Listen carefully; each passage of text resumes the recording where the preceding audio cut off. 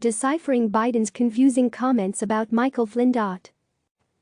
Washington. Former Vice President Joe Biden is facing new questions about his role in the Russia investigation, and even though there is essentially no evidence of his wrongdoing, his seemingly contradictory comments have muddied the waters and prolonged the conversation. In recent weeks, President Donald Trump has injected a heavy dose of conspiracy theories into the 2020 campaign by linking Biden to his claims of a deep state plot against his presidency.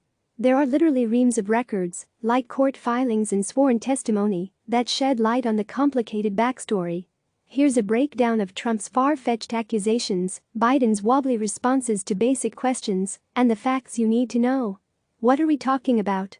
The basic premise of Trump's baseless conspiracy theory is that former President Barack Obama and his aides took unprecedented steps in 2016 and 2017 to abuse the powers of the FBI and U.S. intelligence agencies to investigate Trump's campaign, spy on his associates, and hobble his presidency. Specifically, Trump has claimed these surreptitious efforts targeted Michael Flynn, his first national security advisor, and that Biden knew about it, which the evidence doesn't support.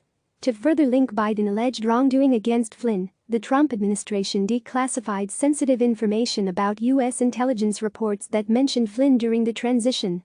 Biden or one of his staffers accessed at least one of these reports, which Trump now says proves his theory. The FBI investigated Flynn, not because of a deep state plot, but because of concerns about his unusual phone calls with the Russian ambassador during the transition, and because he and other Trump officials publicly lied about those conversations. In the early stages of the investigation, the FBI was doing counterintelligence work to flesh out Flynn's ties to the Russian government and understand the scope of Russian meddling in the 2016 election. Flynn told several lies to the FBI when they questioned him about the calls, putting himself in serious legal jeopardy because it's illegal to lie to the FBI. He pleaded guilty in December 2017 to one count of lying to the FBI and agreed to cooperate with special counsel Robert Mueller. How has Biden responded? For his part, Biden has largely avoided addressing the conspiracies around the opaque Obamagate narrative crafted by Trump and his allies, calling it a diversion and instead hitting Trump on his fumbled U.S. response to coronavirus and issues like healthcare and tax cuts. But Biden was asked about it directly in 2 television interviews last week. But Biden's answers, and even the questions themselves, provided more confusion than clarity. On ABC's Good Morning America, host George Stephanopoulos asked a long-winded question about the Flynn saga. He invoked the Justice Department's recent decision to dismiss the case, and then asked, "What did you know about those moves to investigate Michael Flynn?" "I know nothing about those moves to investigate Michael Flynn," Biden replied. Moments later, Biden said he misunderstood the earlier question, explaining, "I thought you asked me whether or not I had anything to do with him being prosecuted." In this context, his denial makes sense because the prosecution of Flynn didn't happen until December 2017. That wasn't the only misstatement during the interview. In a follow-up question, Stephanopoulos inaccurately said that Biden was told at a January 2017 meeting in the Oval Office that the FBI was planning to question Flynn about his suspicious contacts with the Russian ambassador. "I was aware that that they had asked for an investigation," Biden responded, apparently referring to the FBI. "But that's all I know about it. I don't think anything else." Biden's explanation fits with the voluminous record. At that Oval Office meeting, then FBI Director James Comey told Obama and Biden that he was concerned about Flynn's unusual communication with the Russian ambassador and that the FBI was looking into it. Obama said the FBI should proceed by the book, but wondered if his aides should reconsider sharing classified information with Flynn, according to a recently declassified email from Obama's national security advisor Susan Rice. There's nothing in the public record indicating that Biden knew about the FBI's plan to question Flynn. The decision was made after Biden left office, and the FBI didn't even inform the Justice Department until the agents were on their way, according to testimony from the key players. Despite Trump's claims, there's no proof Obama or Biden knew beforehand that Flynn would be questioned by the FBI. This is a key point because Trump claims that the FBI interview of Flynn was an illegal setup and that Obama and Biden were responsible for laying what Trump and his allies have called a perjury trap. The Biden campaign declined to comment for this story. They declined to answer specific questions about the White House meeting and Biden's knowledge of the Flynn investigation. Did Biden later change his story?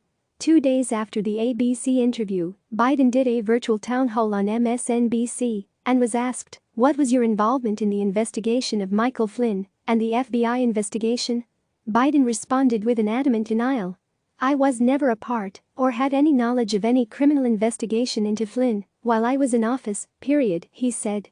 Not one single time. Trump's allies pounced and claimed that Biden was caught in a lie. First, he told ABC that he knew about an investigation, but then he told MSNBC that he didn't know. What gives? A close reading of Biden's comments suggests that he has some wiggle room to argue that he has been consistent. In the first comment, he said he knew they, presumably the FBI, were looking into Flynn. At that point, there was a counterintelligence investigation to figure out Flynn's ties to Russia. In the second comment, Biden said he didn't know about any criminal investigation. It still isn't clear when the Flynn counterintelligence investigation transformed into a criminal investigation. The Justice Department seized upon this fuzziness in arguing recently that Flynn should have never been interviewed by the FBI in the first place, and his case should be tossed. The Biden campaign declined multiple requests to clear up the timeline of what Biden knew. Biden didn't get his point across in a clear and consistent fashion. And for someone trying to rebut a conspiracy theory, he inadvertently ended up giving more legs to the allegations. But his explanation makes sense when stacked up against the public record. And Trump, who is accusing Biden of gross abuses of power, has a well-established pattern of making false claims and was himself impeached for abusing his presidential powers. What has Trump claimed about Biden? Biden hasn't factored much into the conversation about the Russia investigation that has been going on since 2017. His name doesn't even appear in Mueller's report. But this spring, Trump and his allies at right-wing news outlets have tried to connect Biden to the Russia investigation. "I think Obama and Biden knew about it," Trump said Monday, of the supposed plot to sabotage his presidency. "They were participants, so I'm a little surprised by those statements." Last week, Trump said, President Obama and Vice President Biden, they knew everything. This conspiracy theory was quickly picked up in right-wing media, most prominently on Fox News, where Obamagate was mentioned more than coronavirus for 2 days last week. What about unmasking? Trump also focused on another element of the controversy, something called unmasking. Information about Americans is anonymized in U.S. intelligence reports for privacy reasons. But there are instances when U.S. officials who read these reports need to see the full picture. To make that happen, they need to provide a justification to the agency that produced the report.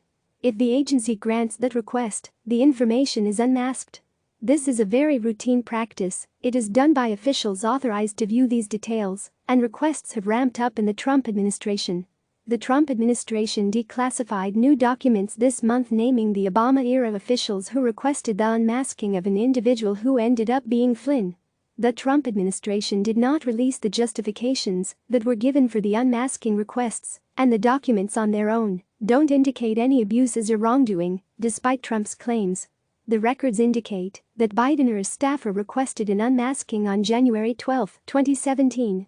Biden has not commented publicly about this, and his campaign declined to explain to CNN why he made the requests or what justification was provided to the National Security Agency. But the Trump-appointed NSA director said these requests were vetted before being approved. The Biden campaign did release a blistering statement about unmasking last week from spokesman Andrew Bates, who said Trump was trying to distract from coverage of his coronavirus response and accused Republicans of abusing and politicizing U.S. intelligence. Importantly, none of these individuals could have known Flynn's identity beforehand, Bates said. These documents have absolutely nothing to do with any FBI investigation, and they confirm that all normal procedures were followed. Any suggestion otherwise is a flat-out lie.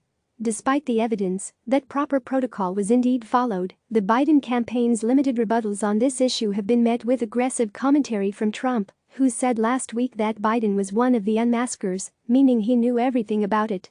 What happens next? There are no indications that Trump will back down his conspiracy-filled allegations against Biden. If anything, Trump's campaign has signaled that it wants to keep this issue in the news. With Biden unclear in his public comments and his campaign unwilling to publicly provide a clear timeline of the facts as they see them, it will be easy for Trump to continue dominating the conversation.